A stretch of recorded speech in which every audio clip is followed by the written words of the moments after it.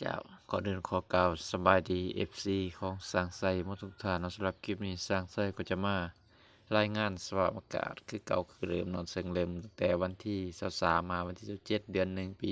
2025เนาะและก่อนที่จะไปติดตามหรือว่ารับชมคลิปโดยละเอียดก็อย่าลืม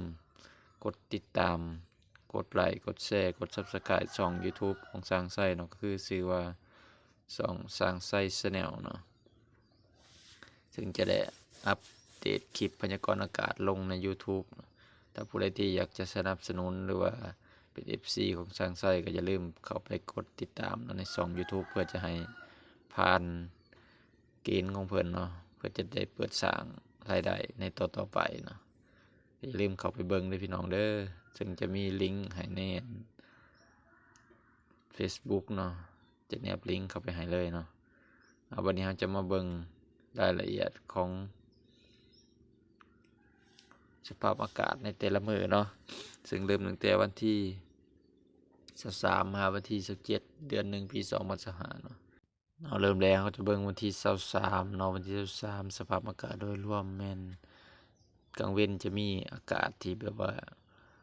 อบอุ่นหรือว่าบางเขตก็สิร้อนน้อยๆนึงเนาะแต่ว่าช่วงกลางคืนช่วงเช้านี่ก็สิเย็นๆคือเก่าหั่นล่ะพี่น้องอุณหภูมิเฉลี่ยในตอนกลางเว้นนี่ประมาณ28องศาเนาะประมาณ28องศา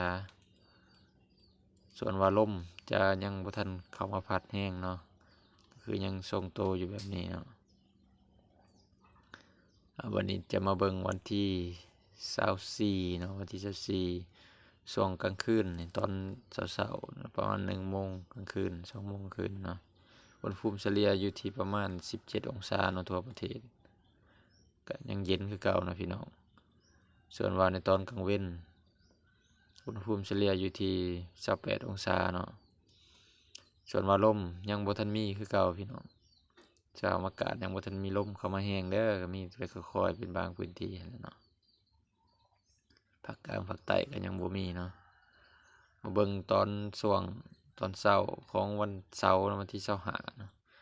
สภาพอากาศก็คือเก่าคือเดิมพี่น้องเฉลี่ยอยู่ที่17องศาเนาะทั่วประเทศ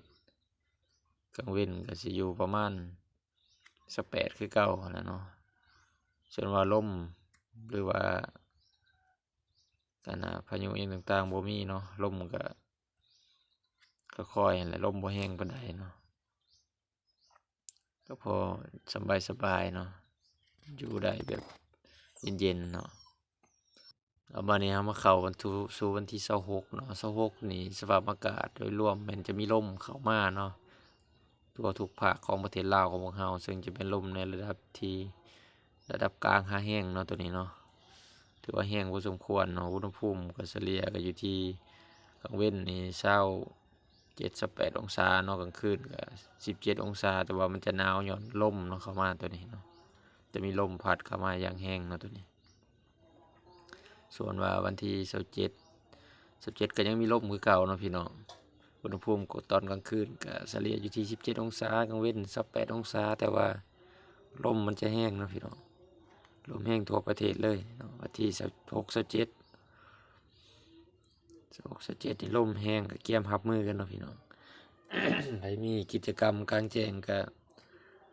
หลีกเลี่ยงได้ก็หลีกเลี่ยงเนาะเพราะว่าลมมันจะแห้งในวันที่26 27เนาะเอาผ่านไปนั่นก็แม่นสภาพอากาศโดยรวมของประเทศลาวของพวกเฮาเนาะ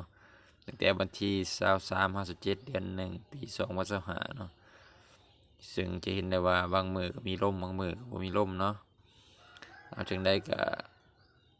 ติดตามกันไว้เนาะสภาพอากาศจะเปลี่ยนแปลงไปในแนวใดเนาะแต่ละอาทิตย์เอาสุดท้ายนี้สร้างไส้ก็บ่มีหยังหลายขอขอบใจสำหรับผู้ที่เข้ามาเนาะติดตามช่องของสร้างไส้เนาะขอให้ทุกท่านจงมีแต่ความสุขความเจริญเนาะขอบใจ